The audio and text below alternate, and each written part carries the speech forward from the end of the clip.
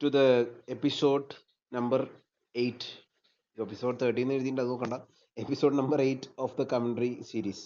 ഞാനത് ഇങ്ങനെ ഡ്രാഫ്റ്റ് ചെയ്തപ്പോഴത്തേക്ക് നമ്മൾ 13 വരെ നമ്മളിങ്ങനെ ചെയ്തു വെച്ചിട്ടുണ്ടായിരുന്നു. അപ്പോൾ അത് വേറെ ഇടയിൽ പല എപ്പിസോഡുകളും നമ്മൾ പ്ലാൻ ചെയ്തു. ബട്ട് അതിനും നല്ലത് ഇത് പറഞ്ഞതിന് ശേഷം അങ്ങനത്തെ എപ്പിസോഡുകളിലേക്ക് പോകാന്നുള്ളതാണ് ഞാൻ ഉദ്ദേശിച്ചത്. കാരണം ഞാൻ പല എപ്പിസോഡുകളിൽ ഒന്ന് പറയുന്നത് നമ്മൾ ടങ് ട്വിസ്റ്റേഴ്സ് ആയിട്ടുള്ള കുറച്ച് സാധനങ്ങൾ, നമ്മുടെ നാക്ക് കൊഴിഞ്ഞു പോകുന്ന അല്ലെങ്കിൽ നാക്കുളുക്കികൾ എന്ന് പറയുന്ന ചില സാധനങ്ങളൊക്കെ പ്ലാൻ ചെയ്തിരുന്നു. ബട്ട് അത് ബേസിക്സിന് ശേഷം ചെയ്യാന്നുള്ള രീതിയിൽ പ്ലാൻ ചെയ്തു. എനിവേ, നമ്മൾ ഇപ്പോൾ ഈ ഒരു എപ്പിസോഡിൽ നമ്മൾ ഉദ്ദേശിക്കുന്ന വിക്കറ്റ് എങ്ങനെയാണ്, വിക്കറ്റുകളുടെ അല്ലെങ്കിൽ ഡിസ്മിസൽ എങ്ങനെ നമുക്ക് പറയാം എന്നുള്ള ഒരു കാര്യങ്ങളാണ് പറയുന്നത്. വിക്കറ്റ് ഒരു ക്രൂഷ്യൽ ആയിട്ടുള്ള ഒരു മൊമെന്റ് ആണ്. ക്രിക്കറ്റിൽ എപ്പോഴും ഒരു വിക്കറ്റ് പോകുമ്പോഴത്തേക്കും, അതായത് നമുക്ക് 10 വിക്കറ്റല്ലേ ഉള്ളൂ. അപ്പോൾ റൺസ് എന്ന് പറഞ്ഞാൽ നമുക്ക് പല പല രീതിയിലും പോകും. ഇപ്പോൾ പണ്ട് കാലത്തൊക്കെ 50 ഓവറിൽ അടിച്ചിരുന്ന റണ്ണ് ഇപ്പോൾ 10 ഓവറിലും 15 ഓവറിലും അടിക്കുന്ന അവസ്ഥയിലേക്ക് നമ്മൾ എത്തിക്കഴിഞ്ഞു. T20യുടെ കാലം, T10ന്റെ കാലമൊക്കെ ആയിക്കഴിഞ്ഞു. അപ്പോൾ നമുക്ക് വിക്കറ്റുകൾ അപ്പോഴും അതിൻ്റെ അധികം മാറ്റങ്ങളൊന്നുമില്ല. 10 വിക്കറ്റുകളുടെ രീതിയിൽ തന്നെ പോകുന്നു. അപ്പോൾ നമുക്ക് അതിൽ ആ ഒരു ക്രൂഷ്യൽ മൊമെന്റിനെ നമ്മളെ എത്രത്തോളം ഭംഗിയായിട്ട് നമുക്ക് ഡിഫൈൻ ചെയ്യാൻ പറ്റും, നല്ലൊരു കാര്യമായിരിക്കും. അപ്പോൾ നമുക്ക് ആദ്യം തന്നെ എപ്പോഴും നമ്മുടെ വിക്കറ്റുകളിൽ എപ്പോഴും പ്രിസീഡിങ് ആയിട്ടുള്ള അല്ലെങ്കിൽ വിക്കറ്റിൽ കൂടുതൽ ഇമ്പോർട്ടൻസ് കൊടുക്കുന്ന എപ്പോഴും ബോൾഡ് എന്ന് പറഞ്ഞ ആ ഒരു ഇതിനായിരിക്കും. ബോൾഡ് ആവുക എന്നുള്ളത് അതിനെ നമ്മൾ എങ്ങനെയൊക്കെ നമുക്ക് ഡിഫൈൻ ചെയ്യുക എന്നുള്ളതാണ് നമുക്ക് ആദ്യം നോക്കാം. അപ്പോൾ ക്ലീൻ ഹിം അപ്പ് എന്നുള്ള ഒരു രീതിയിൽ നമ്മൾ പറയാറുണ്ട്. അത് സ്ഥിരം കമന്റേറ്റേഴ്സ് യൂസ് ചെയ്യുന്നതാണ്. Clean him up, that's wicket, clean him up എന്നൊക്കെ പറഞ്ഞാൽ പല രീതിയിലും കേൾക്കാറുണ്ട്. അല്ലെങ്കിൽ കാസിൽഡ്, യെസ് കാസിൽഡ് ഹിം, ആ രീതിയിൽ പറയാം. അല്ലെങ്കിൽ നോക്ക്ഡ് ഹിം ഓവർ, അതായത് വിക്കറ്റ് തെറിപ്പിച്ചു, knocked him over. Timber, that's timber. Through the gate, അതായത് ഒരു ത്രൂ ദ ഗേറ്റ് എന്ന് വെച്ച് കഴിഞ്ഞാൽ അവന്റെ കവാടം താണ്ടി അല്ലെങ്കിൽ അവന്റെ ഗേറ്റ് താണ്ടി പോയി. ഷാറ്റേഴ്സ് ദ സ്റ്റംപ്സ്, അതായത് സ്റ്റെമ്പുകളെ വിറപ്പിച്ചു അല്ലെങ്കിൽ തകർത്തു എന്നുള്ളതിൽ. സെൻസ് ദ ഫർണിച്ചർ ഫ്ലൈയിങ്, അതായത് വിക്കറ്റൊക്കെ ഇങ്ങനെ പറന്നു പോണൊക്കെ അത് ഇപ്പോഴത്തെ കാലങ്ങളിൽ നമ്മുടെ ഇന്റർനാഷണൽ കളികളിൽ വിക്കറ്റ് പറന്നു പോണൊക്കെ കാണൽ കുറവാണ്. പക്ഷെ പണ്ട് ഇതിലൊക്കെ ഈ സ്റ്റെംസ് ഒക്കെ ഇങ്ങനെ നമ്മൾ തെറിച്ചിങ്ങനെ പോകും. അപ്പൊ സെൻസ് ദ ഫർണിച്ചർ ഫ്ലൈയിങ്. ഇപ്പൊ നമ്മൾ ചില ഇവിടെ ലോക്കൽ ഗെയിംസ് കളിക്കുമ്പോൾ ഞങ്ങൾ കളിക്കണതിൽ കണ്ടിട്ടുണ്ട്. നമ്മുടെ ഗ്രൗണ്ട് ഭയങ്കര വലുതായിരിക്കില്ല, ഒരു 50 മീറ്റർ അല്ലെങ്കിൽ 50-55 മീറ്റർ ഒക്കെ ഉണ്ടാവും ബൗണ്ടറി. ഒരു പ്രാവശ്യം ഞങ്ങൾ കളിക്കുമ്പോൾ ബെയിൽസ് ഒക്കെ തെറിച്ച് ബൗണ്ടറി വരെയൊക്കെ പോയിട്ടുണ്ട്. ആ കറക്റ്റ് ആ ഇത് മാത്രം തെറിച്ചു. അപ്പോൾ സ്റ്റെംസ് എത്ര പോകുമെന്ന് അറിയില്ല. Sends the furniture flying, rattles the stumps, ആ രീതിയിൽ പറയാറുണ്ട്. ബീറ്റ്സ് ദ ഡിഫൻസ്, ഡിഫൻസ് അയാളുടെ ഡിഫൻസ് എന്നുള്ള ഉദ്ദേശിച്ചത് നമ്മുടെ ക്രിക്കറ്റ് ഡിഫൻസ് എന്നുള്ള രീതിയിൽ വിചാരിക്കേണ്ട. നമ്മുടെ അതായത് ഒരു ആക്രമണമാണ്, അതിൽ പ്രതിരോധിച്ചുകൊണ്ടിരിക്കുകയാണ് അവർ. ആ പ്രതിരോധത്തെ മറികടന്നുകൊണ്ട് പോയി എന്നുള്ള മീനിങ്ങിലും പറയാം. ബ്രീച്ചസ് ദ ഡിഫൻസ്, ആ രീതിയിലും beats the defence, breaches the defence. ഞാൻ ഈ പറയുന്ന മോഡുലേഷൻസ് ഉപയോഗിച്ച് കഴിഞ്ഞാൽ നല്ലതായിരിക്കും. നമ്മളെ രവി ശാസ്ത്രിജിയും അവരൊക്കെ ചെയ്യുന്നത് നമുക്ക് ശ്രദ്ധിച്ചറിയാം. ബ്രീച്ചസ് ദ ഡിഫൻസ്, ആ ഒരു സ്ട്രെസ് ഒക്കെ ചെയ്ത് പറയുന്നത് നല്ല രസമാണ്. അപ്പം പലപ്പോഴും നമുക്ക് അതിൽ നിന്ന് ഇൻസ്പിറേഷൻ നമുക്ക് കിട്ടാറുണ്ട്. നമ്മുടെ രീതിയിൽ നമുക്ക് പറയാം. പിൻസ് ദ ബാറ്റർ, പിൻ ചെയ്യുന്ന ബാറ്ററിനെ അവിടെ പെടുത്തി ഉള്ള രീതിയിൽ. ഒരു ചെസ്സിലൊക്കെ നമ്മൾ ഇതേപോലെ പറയാറുണ്ട്. പിൻസ് ദാറ്റ് ക്വീൻ, അല്ലെങ്കിൽ പിൻസ് ദ ബിഷപ്പ്, അങ്ങനെയൊക്കെ പറയാറുണ്ട്.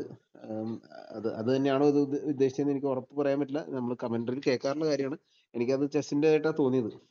സെൻസ് ഹിം പാക്കിംഗ്, അതായത് അയാളെ പാക്ക് ചെയ്ത് പറഞ്ഞു വിട്ടു. അതൊക്കെ നമുക്ക് തമാശ രൂപേണൊക്കെ ഉപയോഗിക്കാൻ പറ്റും.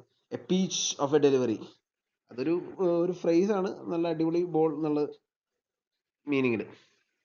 ഓക്കെ, അപ്പൊ ബോളിന് ഇങ്ങനെ പല രീതിയിലും പറയാൻ പറ്റാറുണ്ട്. അപ്പോൾ വേറെ പല രീതിയിലും പറയാം. അത് നമ്മൾ പോകെ നമുക്ക് ഇടയിലൊക്കെ കുറച്ചും കൂടി ഹൈലൈറ്റ് രീതിയിലൊക്കെ എങ്ങനെ പറയാന്നൊക്കെ ഉള്ള നമുക്ക് വീണ്ടും വീണ്ടും അത് ക്ലാസ്സുകളിലേക്ക് പോകാം. അപ്പോൾ ആ ടൈമിൽ നമുക്ക് നോക്കാം.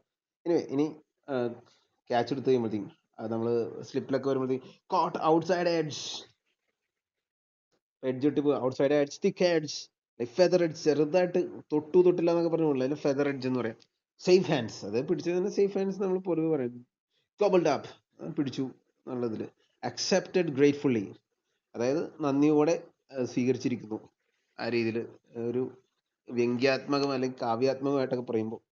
ഷാർപ്പ് ടേക്ക്, നല്ല അടിപൊളിയായിട്ടുള്ള ക്യാച്ച് ആയിരുന്നു. Diving catch, one handed stunner, നമുക്ക് പല കളികളിലും ഇങ്ങനെ ക്യാച്ച് പെട്ടെന്ന് ഈ റിയാക്ഷൻ ക്യാച്ചസ് ആയിരിക്കും ക്ലോസിങ് ഫീൽഡേഴ്സിനൊക്കെ പലതും വരുന്നത്. എന്ന് വെച്ചാൽ അവർ പല പ്രാക്ടീസ് ചെയ്തതിന്റെ ആ റിയാക്ഷൻ ആയിരിക്കും പെട്ടെന്ന് തന്നെ. അതായത് നമുക്ക് ബോൾ ചിലപ്പോൾ കാണാൻ പോലും പറ്റും, ഒരു സാധനം വന്നു പെട്ടെന്ന് കൈയും നമ്മുടെ ബ്രെയിനും ഒക്കെ അതനുസരിച്ച് പ്രവർത്തിച്ച് അത് കയ്യിൽ വരുന്നത്. അപ്പോൾ one handed stunner. Reverse cup catch, അത് ക്യാച്ചുകളുടെ ഡിഫറെന്റ് ടൈപ്സ് ഓഫ് ക്യാച്ചുകളാണ്. അതിന്റെ പറ്റുവാണെങ്കിൽ ഒരു വീഡിയോ ഇങ്ങനത്തെ ഇതിന്റെ കുറച്ച് ട്രെയിനിങ് വീഡിയോസ് ഒക്കെ ഞാൻ ചെറിയ ചെറിയ വീഡിയോസ് ഒക്കെ ഇടുന്നുണ്ട്. അത് നമുക്ക് കുറച്ചും കൂടി വിപുലമായിട്ട് ഇടാനുള്ള പ്ലാനിലുണ്ട്. കീപ്സ് ഹിസ് ബാലൻസ്, അതായത് നമ്മൾ ക്യാച്ച് എടുത്ത് ബാലൻസ് ആയിട്ട് ഒരു ക്യാച്ച് എപ്പോഴാണ് പൂർത്തീകരിച്ചു എന്ന് പറയുന്നത് എപ്പോഴാണ് നമ്മൾ ക്യാച്ച് കറക്റ്റ് ആയിട്ട് എടുത്ത് ബോഡി ബാലൻസിൽ നിൽക്കുന്നു, അതായത് ഫുള്ളി ആ ബോളിൽ കൺട്രോൾ വരുന്നു എന്നുള്ള ആ ഒരു നിമിഷത്തെയാണ് ക്യാച്ച് എടുത്തു എന്ന് അമ്പയർമാർ തീരുമാനിക്കപ്പെടുന്നത്. അപ്പോൾ അതിന്റെ പല വിവാദപര രീതിയിലുള്ള ക്യാച്ചുകളും ഇതൊക്കെ നമ്മൾ പലപ്പോഴും ഇതിൽ കാണാറുണ്ട്. അത് ക്യാച്ച് ആണോ അല്ലയോ എന്നൊക്കെ ഉള്ള വിവാദങ്ങൾ വരാറുണ്ട്. അപ്പോൾ കീപ്സ് ഹിസ് ബാലൻസ് ബാലൻസ് എടുത്തു എന്നുള്ള മീനിങ്ങിലാണ്. ക്യാച്ച് ഫോർ ദ ഏജസ്, അതായത് ഒരു നൂറ്റാണ്ടുകൾക്ക് പോലും മറക്കാൻ പറ്റാത്തത്ര അടിപൊളി ക്യാച്ച് ആയിരുന്നു എന്നുള്ള രീതിയിൽ that was catch for the ages എന്ന് പറഞ്ഞ ആ ഒരു രീതി പറയാം. LBWയിലൊക്കെ മിക്കവാറും അടുത്ത ഡിസ്മിസിലെ LBW ആണ്. LBW മിക്കവാറും നമ്മൾ ഹ്യൂജ് അപ്പീൽ അല്ലെങ്കിൽ ബിഗ് അപ്പീൽ എന്നൊക്കെ പറഞ്ഞ് നമ്മൾ ആദ്യം അപ്പീൽ ആയിക്കില്ല, അവസാനം എന്ന് പറഞ്ഞാൽ അപ്പീൽ ആയിക്കില്ല. ആ ഒരു സാധനം ഫിംഗർ ഗോസ് അപ്പ്, വരകൾ മുകളിലേക്ക് പോകുന്നു, ഫിംഗർ ഗോസ് അപ്പ്, അതായത് ഔട്ട് എന്നുള്ള ഇത് കാണിക്കുന്നത് നമുക്ക് പലർക്കും അറിയാം, ഞാനെങ്കിലും പറഞ്ഞു എന്നുള്ളൂ. Plumb, that's plumb. അപ്പോൾ അത് പക്ക പെർഫെക്റ്റ് LBW, ഒരു സംശയമില്ല എന്നുള്ള രീതിയിൽ. ഡെഡ് ഇൻ ഫ്രണ്ട്, അതും ആ ഒരു രീതിയിൽ ഉപയോഗിക്കാം. ഇതൊക്കെ പ്ലംബിന് വേറെ രീതിയിൽ ട്രാപ്ഡ് ഇൻ ഫ്രണ്ട്, അതായത് മുന്നിൽ വിക്കറ്റിന് മുന്നിൽ കുടുക്കി, അതൊക്കെ നമ്മൾ പത്രത്തിലൊക്കെ വായിക്കാറുണ്ട് അല്ലെങ്കിൽ മലയാളത്തിലൊക്കെ പറയാറുണ്ട്. അബ്സല്യൂട്ട്ലി അഡ്ജസ്റ്റന്റ്, വളരെ ക്ലോസ് ആയിട്ടുള്ള ആണ്. 3 റെഡ്സ്, അതായത് മൂന്നും കാണാം നല്ല മൂന്നും റെഡായി എന്നുള്ള, അതായത് അവൻ ഔട്ടായി എന്നുള്ള രീതിയിൽ. Right in line, excellent decision. Decision എന്നൊക്കെ അത് ഡിസിഷനെ ഡിപ്പെൻഡ് ചെയ്തിരിക്കും, അത് അതിൻ്റെ അകത്ത് കയറി ഞാൻ പറഞ്ഞു എന്നുള്ളൂ.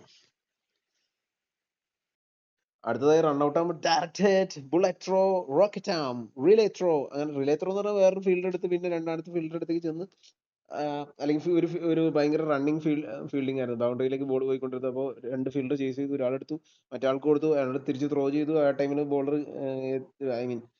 ബാറ്റർ എത്തിയില്ല. അങ്ങനെയുള്ളത് ക്വിക്ക് പിക്കപ്പ്, ടൈറ്റ് കോൾ എന്ന് വെച്ചാൽ വളരെ ക്ലോസ് ആയിട്ടുള്ള ഒരു റൺ ഔട്ട് ചാൻസ് ആണ് വന്നെങ്കിൽ നമ്മൾ ടൈറ്റ് കോൾ അല്ലെങ്കിൽ close, that's close call. Inches shot, inches shot എന്ന് പറഞ്ഞാൽ ജസ്റ്റ് കുറച്ച് ഇഞ്ചുകൾ അപ്പുറം ലൈനിൽ കയറിയിട്ടില്ല ആൾ ഔട്ടായി എന്നുള്ളത്. ബ്രില്യൻ്റ് അവയർനെസ്, ബ്രില്യൻ്റ് അവയർനെസ് എന്ന് പറയുന്നത് നമ്മുടെ റൺ ഔട്ടൊക്കെ നമ്മൾ വളരെ ബാറ്റർ എങ്ങനെയാണ് എത്തുമോ എത്തില്ലേ അതൊക്കെ നോക്കിയിട്ട് എറിഞ്ഞ് ഔട്ടാക്കുന്ന ആ ഒരു സംഭവം. നമ്മൾ അവെയർ ആയിരിക്കുക കളിയിൽ എപ്പോഴും കളിയിൽ നിൽക്ക് എപ്പോഴും നമ്മൾ കളിക്കുമ്പോൾ പറയും. പക്ഷെ എപ്പോഴും നമ്മൾ അവെയർ ആയിട്ടിരിക്കുക, നമ്മളെപ്പോഴും ഉണർന്നിരിക്കുക എന്നുള്ളൊരു മീനിങ്. ഔട്ട്സ്റ്റാൻഡിങ് ഫീൽഡിങ്, നല്ല അടിപൊളി ഫീൽഡിംഗ് ആയിരുന്നു എന്നുള്ള രീതിയിൽ. ഓക്കെ, ഇനി സ്റ്റെമ്പിംഗ് ആണ് അടുത്തതുള്ള. സ്റ്റെമ്പിങ് നമ്മളെപ്പോഴും സ്റ്റെമ്പിങ് പറയുമ്പോൾ ആദ്യം തന്നെ മനസ്സിൽ ഒരുപക്ഷെ എല്ലാവർക്കും അറിയില്ല, നമുക്ക് എൻ്റെ മനസ്സിലൊക്കെ കയറി വരുന്നത് ധോനിയുടെ സ്റ്റെമ്പിംഗ് ആണ്. അപ്പോൾ ലൈറ്റ്നിങ് ഗ്ലൗസ് എന്ന് വെച്ചാൽ ഒരു ഇടിമിന്നലിന്റെ വേഗത്തിലുള്ള glove work. Whips the bails off, ബെയിൽസിനെ തട്ടിത്തെറിപ്പിച്ചു. ക്വിക്ക് ഹാൻഡ്സ്, നല്ല സ്പീഡിലുള്ള hands. Out of the crease, അതായത് ബാറ്റർ ക്രീസിന് പുറത്താണ് നല്ലത്. ബീറ്റ് ഓൺ ഇൻ ഫ്ലൈറ്റ്, ചിലപ്പോൾ നമ്മൾ ബോൾ ഇങ്ങനെ തൂക്കിയിട്ട് ഫ്ലൈറ്റ് ആയിട്ട് ഇട്ടിട്ട് ബാറ്റർ കൊതിപ്പിച്ച് ഔട്ടാക്കുന്നത്. എന്ന് വെച്ചാൽ ആള് കയറി വരും, പക്ഷെ ബോൾ ഉദ്ദേശിച്ച സ്ഥലത്ത് കുത്തില്ല, മാറി കുത്തും, ടേൺ ചെയ്യും, ഔട്ടാവും. അങ്ങനെ ഷാർപ്പ് ഗ്ലൗ വർക്ക്, നല്ല അടിപൊളി സ്റ്റെമ്പിങ്ങിന് ഗ്ലൗ വർക്കിന് ഒരു ജനറലായിട്ട് യൂസേജ് ആണ്. ടെക്സ്റ്റ് ബുക്ക് സ്റ്റെമ്പിങ്, ഒരു ടെക്സ്റ്റ് ബുക്കിൽ അല്ലെങ്കിൽ കൃത്യതയാർന്ന ടെക്സ്റ്റ് ബുക്കിൽ എങ്ങനെയാണ് സ്റ്റെമ്പിങ്ങിനെ ഡിഫൈൻ ചെയ്യുക അതിനെ മാതൃകയാക്കാൻ പറ്റുന്ന ഒരു സ്റ്റെമ്പിങ് എന്നുള്ള മീനിങ്. ഇനിയുള്ള ഹിറ്റ് വിക്കറ്റ് ആണ്. Hit wicket loss is balance, balance പോയിട്ട് ഹിറ്റ് വിക്കറ്റ് ആവാറാണ് സാധ്യത. ഹിറ്റ് വിക്കറ്റിന്റെ കൂടുതൽ റൂൾസ് എല്ലാം ഞാൻ ഇതിന്റെ എല്ലാ പറയുന്നതിന്റെ റൂൾസ് എല്ലാം ഞാൻ അമ്പയറിംഗ് ലോസ് എന്ന് പറഞ്ഞ വേറൊരു പ്ലേലിസ്റ്റ് തന്നെ ചെയ്തിട്ടുണ്ട്. അപ്പോൾ അത് നിങ്ങൾക്ക് റെഫർ ചെയ്യാവുന്നതാണ്. സംശയങ്ങളെല്ലാം അതിൽ ആസ് പെർ ദ ലോസ് എന്താണ് കാര്യങ്ങൾ എന്നൊക്കെ ഡിഫൈൻ ചെയ്തിട്ടുണ്ട്. അപ്പോൾ ഹിറ്റ് വിക്കറ്റിൽ ലോസ് ബാലൻസ് അല്ലെങ്കിൽ ക്ലിപ്സ് ദ സ്റ്റെംസിനെ തട്ടി rare dismissal. Hit wicket rare ആണല്ലോ സാധാരണ. ഈ കഴിഞ്ഞ IPL-ലാണ് അതിന് കുറച്ച് വ്യത്യാസങ്ങൾ കണ്ടത്. സായി സുദർശൻ പലതവണ ഔട്ടായത്, അതിന്റെ പല ട്രോളുകളും നമ്മൾ കണ്ടു. ലാസ്റ്റ് പുള്ളി ഫെവിക്കോളിന്റെ പരസ്യത്തിലൊക്കെ തന്നെ പുള്ളിയുടെ ഇത് വന്നു ഈ അടുത്തായിട്ട്. സെൽഫ് ഇൻഫ്ലിക്റ്റഡ് ഡിസ്മിസൽ, അതായത് സ്വന്തമായിട്ട് ഔട്ടായി, സ്വന്തം കുഴി സ്വയം തോണ്ടി എന്നുള്ള ഇതിൽ. കോസ്റ്റ്ലി മിസ്റ്റേക്ക്, അതൊരു വിലയേറിയ ഒരു തെറ്റാണ് ചെയ്തത് എന്നുള്ള മീനിങ്ങിൽ. ഇനി വേറെ പല ഡിസ്മിസൽ ഉണ്ട്, അതൊക്കെ റെയർ ആയിട്ടുള്ള സാധനമാണ്. ഹിറ്റ് ദ ബോൾ ട്വൈസ്, അതെന്താന്ന് ഞാൻ മറ്റേ പ്ലേലിസ്റ്റുകളിൽ പറഞ്ഞു. ഒബ്സ്ട്രക്റ്റിംഗ് ദ ഫീൽഡ് അതെന്താന്ന് ഞാൻ പറഞ്ഞിട്ടുണ്ട്. അതിന്റെ ഡീറ്റെയിൽസ് ഒക്കെ അതിൽ വിശദമായിട്ട് പറഞ്ഞിട്ട്, ടൈംഡ് ഔട്ട് പറഞ്ഞിട്ടുണ്ട്, റിട്ടേർഡ് ഔട്ടും എല്ലാം ആ ഒരു പ്ലേലിസ്റ്റിൽ വിശദമായിട്ട് തന്നെ പറഞ്ഞിട്ടുണ്ട്. അപ്പോൾ അത് നിങ്ങൾക്ക് റെഫർ ചെയ്യാവുന്നതാണ്. ആ പ്ലേലിസ്റ്റുകളിൽ ഓരോ റൂൾസ് നോക്കിയാൽ നിങ്ങൾക്ക് കാണാം. ഇനി powerful wicket calls, what a breakthrough, massive wicket. അങ്ങനെ ജനറൽ ആയിട്ട് നമ്മൾ ഉപയോഗിക്കാവുന്ന സാധനമാണ് ബ്രേക്ക് ത്രൂ എന്ന് പറഞ്ഞ സാധനം. ഈ വിക്കറ്റ് പോകുമ്പോൾ നമ്മൾ ഉപയോഗിക്കുന്ന ഒരു കാര്യമാണ്. പിന്നെ പാർട്ട്ണർഷിപ്പ് പോകുമ്പോൾ partnership broken, that was excellent partnership and that's broken ആ രീതിയിൽ പറയാം. ബോളർ ഗെറ്റ്സ് ഹിസ് റിവാർഡ്, അവസാനം ബോളർക്ക് അവന് വേണ്ടിയുള്ള സമ്മാനം കിട്ടി, അല്ലെങ്കിൽ അവന്റെ ആ ഒരു പ്രതിഫലം കിട്ടി എന്നുള്ള meaning. An absolute beauty. Beauty ബാറ്റിങ്ങിനും ബോളിങ്ങിലും എല്ലാത്തിലും പറയാം കേട്ടോ, വിക്കറ്റിന് മാത്രമല്ല. അൺപ്ലേയബിൾ, ഒരിക്കലും കളിക്കാൻ പറ്റാത്ത ബോൾ കണ്ടില്ല എന്നുള്ളത്. ഗെയിം ചേഞ്ചിങ് വിക്കറ്റ്, ചിലപ്പോൾ ആ ഒരു സിറ്റുവേഷൻ വെച്ചൊക്കെ ആണ് പറയേണ്ടത് ഗെയിം ചേഞ്ചിങ് വിക്കറ്റ് ആണോ എന്നുള്ളത്. ബ്രില്യൻറ്റ് എക്സിക്യൂഷൻ, അതായത് നല്ല രീതിയിൽ ആ ഒരു ബോൾ എക്സിക്യൂട്ട് ചെയ്തു.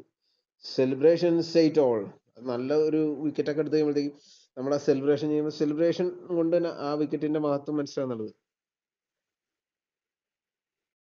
ഇപ്പോൾ ഈ ഒരു വിക്കറ്റ്സിന്റെ മാത്രമല്ല, ഏത് ഷോട്ട്സിന്റെ നമ്മൾ എപ്പോഴും നമ്മൾ ചെയ്യേണ്ട കാര്യം എന്ന് പറഞ്ഞു കഴിഞ്ഞാൽ, ഒരു കമന്റേറ്റർ ആകുമ്പോൾ നമ്മളത് പ്രാക്ടീസ് ചെയ്യുക എന്നുള്ളതാണ്. കീപ് പ്രാക്ടീസിങ് നമ്മുടെ ലോക്കൽ ടൂർണമെന്റ്സ്. അതുകൂടാതെ നമ്മുടെ ഇപ്പോൾ വൺ ഡേ മാച്ചസോ ടെസ്റ്റ് മാച്ചോ അല്ലെങ്കിൽ T20s ഒക്കെ നടക്കുന്നുണ്ടെങ്കിൽ നമ്മളത് അതിന്റെ മ്യൂട്ട് ചെയ്തിട്ട് നമ്മുടെ രീതിയിൽ ഒന്ന് പ്രാക്ടീസ് ചെയ്ത് നോക്കുക. പ്രാക്ടീസ് ചെയ്യുമ്പോൾ നമ്മൾ ഫോൺ ഓൺ ആക്കി വെച്ചിട്ട് അതിന്റെ നമ്മുടെ ഓഡിയോ റെക്കോർഡ് ചെയ്ത് നോക്കുക, നമ്മൾ എങ്ങനെയാ പറഞ്ഞതെന്നുള്ളത് നമുക്ക് അവിടെ കേൾക്കുകയും ചെയ്യാം. പിന്നീട് കേട്ട് നോക്കുമ്പോൾ നമുക്ക് നമ്മുടെ ആ മിസ്റ്റേക്കുകളൊക്കെ മനസ്സിലായി. ഞാൻ അങ്ങനെയാണ് ഇമ്പ്രൂവ് ചെയ്തുകൊണ്ടിരിക്കുന്നത്. ഇപ്പോഴും ഇമ്പ്രൂവ് ചെയ്യാണ്. ഇപ്പോൾ ഈ ക്ലാസ് എടുക്കുന്നത് നമ്മൾ ഇമ്പ്രൂവ്മെന്റിന്റെ ഒരു ഭാഗമായിട്ട് തന്നെ. ഇപ്പോഴും ഞാൻ പല പബ്ലിക് സ്പീക്കിംഗ് കോഴ്സുകളും പല ഇംഗ്ലീഷിന്റെ പല സാധനങ്ങളും നമ്മൾ ചെയ്തുകൊണ്ടിരിക്കുന്നുണ്ട്. ക്രിക്കറ്റ് വാച്ച് ചെയ്യുന്നുണ്ട്, ക്രിക്കറ്റിന്റെ ജേർണൽസ് റീഡ് ചെയ്യുക, ഇതൊക്കെ തന്നെ. പോഡ്കാസ്റ്റുകൾ കേൾക്കുക. അപ്പൊ ഇതൊക്കെയാണ് ഇതിന്റെ ഓരോരോ ടെക്നിക്കുകൾ തന്നെ. അപ്പോൾ ഇതിന്റെ ഒരു നമ്മൾ കോഴ്സ് ഡിസൈൻ ചെയ്തതിന്റെ ഉദ്ദേശം എന്ന് പറഞ്ഞാൽ ജസ്റ്റ് ഇതിന്റെ ഒരു ഔട്ട്ലൈൻ കിട്ടുക എന്നുള്ളതാണ്. Ultimately practice is the key.